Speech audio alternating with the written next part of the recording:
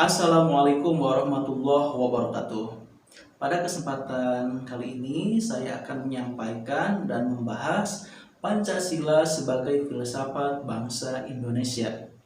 Yang pertama, pengertian dan konsep dasar filsafat. Filsafat atau filosofi dalam bahasa Inggris disebut juga filosofi. Secara epistemologis, filsafat berasal dari bahasa Yunani, yaitu philos artinya suka, cinta, atau philia artinya persahabatan, tertarik kepada, dan sophia artinya adalah kebijaksanaan, pengetahuan, pengalaman, praktis, dan intelijensi.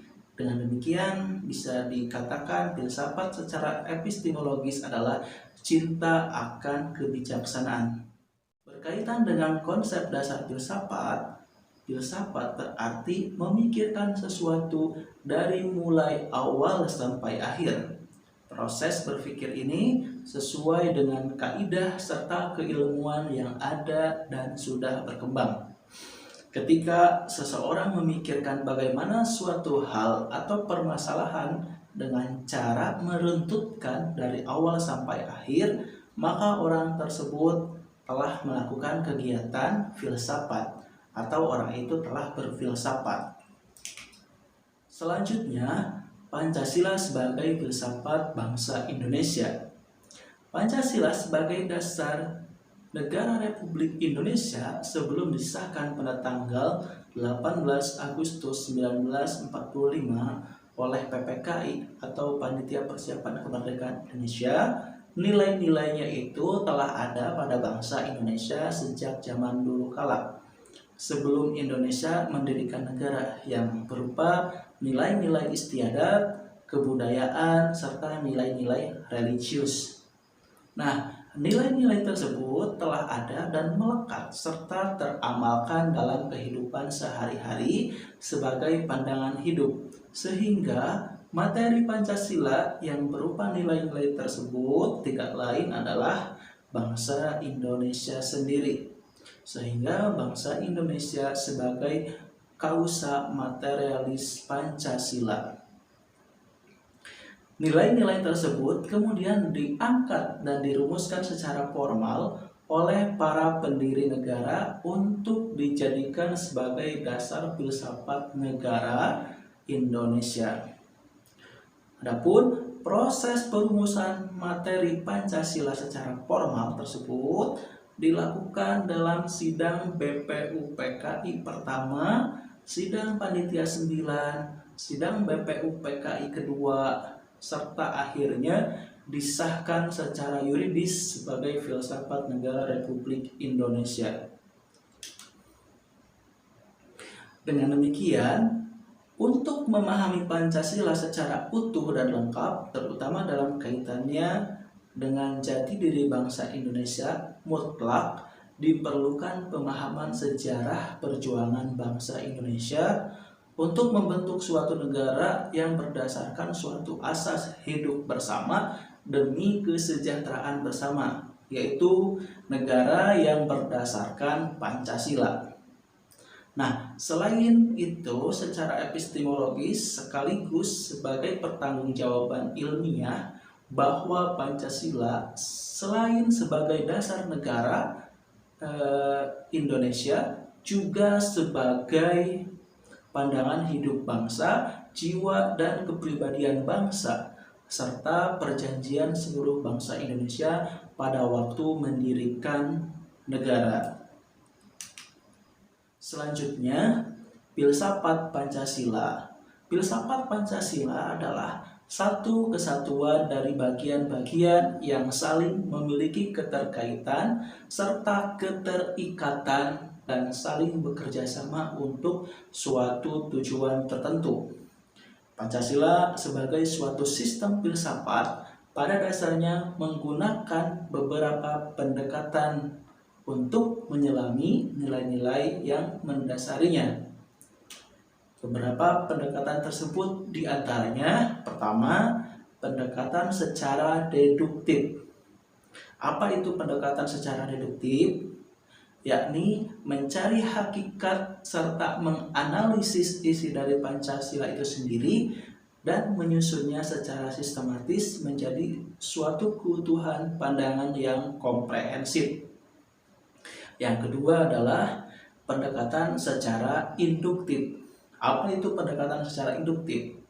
Yakni dengan mengamati gejala-gejala yang timbul dalam kehidupan sosial dan budaya pada masyarakat, kemudian merefleksikannya, lantas menarik arti serta makna yang hakiki dari gejala-gejala yang timbul tersebut.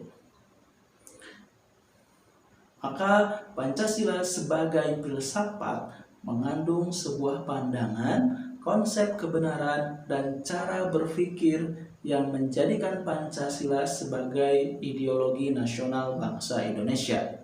Pancasila memiliki fungsi dasar ideologi bagi suatu negara yang ditunjukkan bukan hanya untuk bangsa Indonesia, namun juga pada kehidupan manusia secara menyeluruh.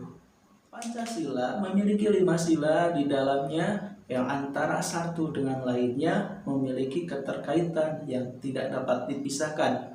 Artinya, kelima sila tersebut merupakan satu kesatuan yang utuh dan tidak dapat berdiri sendiri. Namun pada prinsipnya Pancasila ditinjau dari teori sebab atau kausa yang dikemukakan oleh Aristoteles. Ada beberapa kausa. Pertama ada kausa material. Apa itu kausa material? Yakni sebuah sebab yang memiliki hubungan dengan materi atau bahan. Materi maupun bahan dasar Pancasila berdasarkan dari kehidupan sosial serta kebudayaan yang telah ada dan berkembang di tengah masyarakat Indonesia sendiri. Yang kedua adalah kausa formalitas, yakni sebuah sebab yang memiliki hubungan dengan asal mula sebuah bentuk. Maksudnya, Pancasila sebagai ideologi negara merujuk pada proses pembentukan Pancasila yang kemudian dirumuskan hingga menjadi Pancasila yang ada dalam Undang-Undang Dasar 1945. Ketiga, kausa finalis.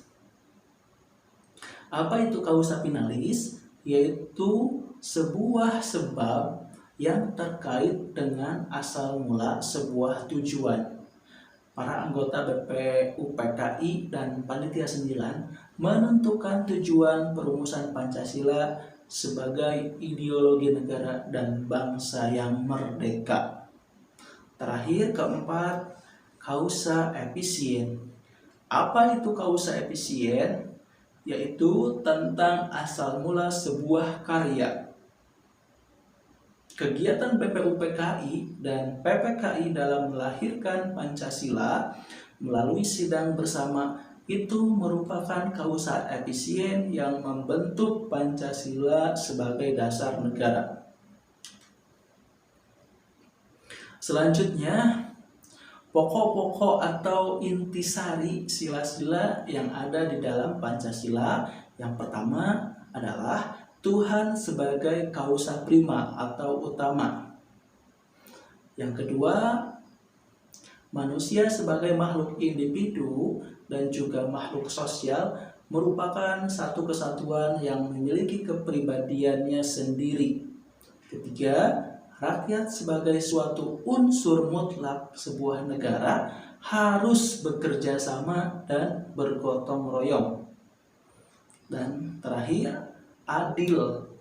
Adil memiliki makna memberi keadilan kepada diri sendiri maupun orang lain yang telah menjadi haknya. Dengan demikian, saya dapat menyimpulkan bahwa Pancasila sebagai sebuah filsafat memiliki karakteristik sistem filsafat tersendiri yang sangat berbeda dengan filsafat lainnya, yaitu sila-sila dalam Pancasila merupakan suatu kesatuan sistem yang bulat, utuh, dan menyeluruh. atau totalitas yang membuatnya saling memiliki keterkaitan dan tidak dapat dipisahkan maupun diganti. Demikian yang dapat saya sampaikan. Assalamualaikum warahmatullahi wabarakatuh.